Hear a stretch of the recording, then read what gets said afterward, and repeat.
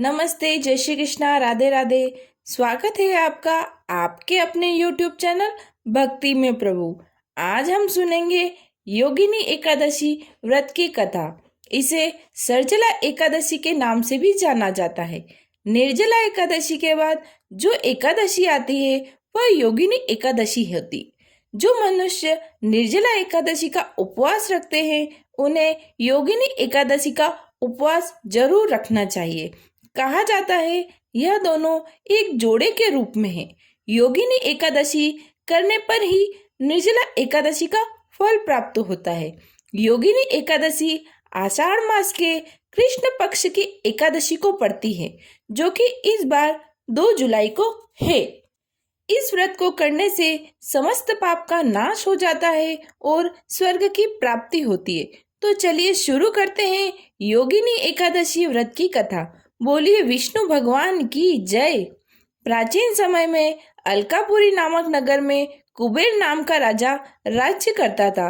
वह बहुत बड़ा शिव भक्त था और प्रतिदिन शिव जी की पूजा करता था। उसके वहाँ एक हेम नाम का माली था। वह माली पूजा के लिए प्रतिदिन फूल लाया करता था। हेम की विशालाक्षी नाम की सुंदर पत्नी थी। एक दिन वह विशालाक्षी के प्रेम में वशीभूत होकर घर पर ही विश्राम करने को रुक गया। इधर राजा पूजा करने के लिए रुका हुआ था और इंतजार कर रहा था। बहुत इंतजार करने के बाद राजा कुबेर ने सेवकों को आज्ञा दी कि तुम लोग जाकर हेममाली के न आने का कारण का पता लगाओ, क्योंकि बहुत समय हो गया वह अभी तक फूल लेकर नहीं आया।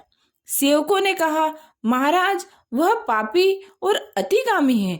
वह अपनी पत्नी के साथ घर पर ही विश्राम कर रहा होगा।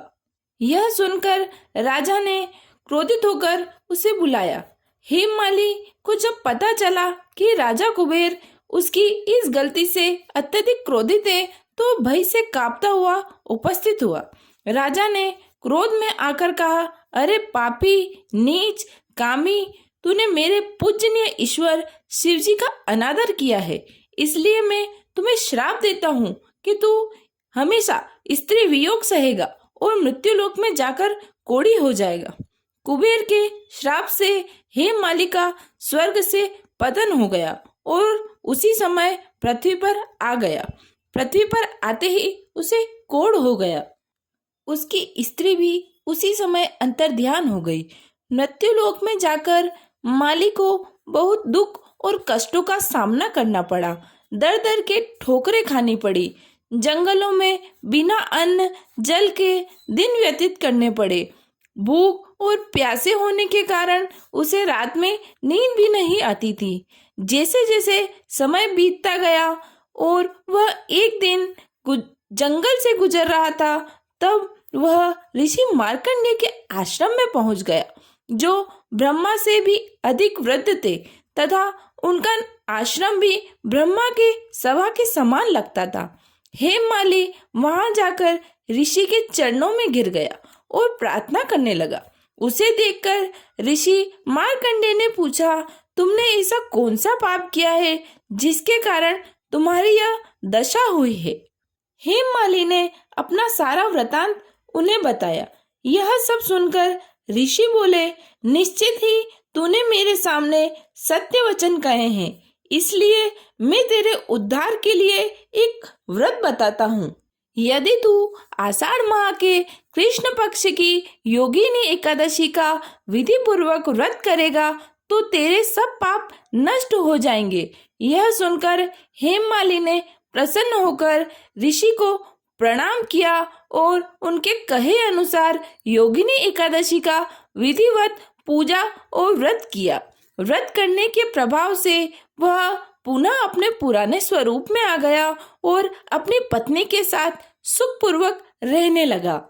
भगवान श्री कृष्ण कहते हैं, इस व्रत को करने से 88,000 ब्राह्मणों को भोजन कराने के बराबर फल प्राप्त होता है तथा समस्त पापों का नाश होता है। उनके घर में सदा लक्ष्मी निवास करती है, अन्नपूर्णा भंडार बढ़ती है, मेरी ईश्वर से यही प्रार्थना है, जो भी यह कथा सुन रहा हो, भगवान विष्णु उनकी सभी मनोकामना पूरी करे, लक्ष्मी मैया उनके घर में सदा निवास करे।